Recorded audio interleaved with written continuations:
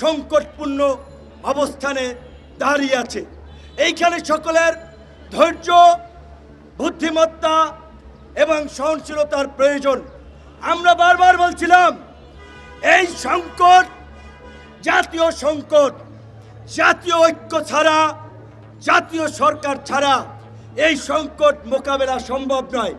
এই বক্তব্য 2 বছর আগে দিয়েছি। ইউটিউবে যান, গুগলে যান। আমরা জেলের মধ্যে ছিলাম। আমরা তো হাউস কইরা জেলে যাই নাই। আন্দোলনের কারণে জেলে নিয়েছিল, নির্যাতন করেছিল, তারপরেও কম্প্রোমাইজ করি নাই। প্রিজন ভ্যান থেকেও জনগণকে উদ্বুদ্ধ করার জন্য, আন্দোলনে শরিক হওয়ার জন্য আহ্বান জানিয়েছি। আন্দোলনের এই ফ্যাসিবাদের পতনের পরে এই ছাত্র নেতারা কেন জাতীয় সরকার গঠন করলো না?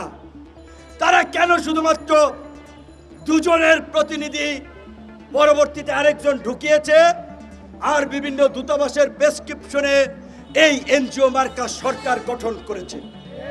এই জবাব এই ছাত্র নেতাদেরকে দিতে হবে।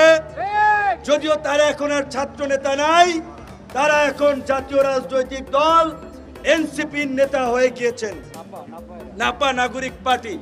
কাজেই এই নাপার নেতাদেরকে দিতে হবে তারা কেন জাতীয় সরকার গঠন করেন নাই।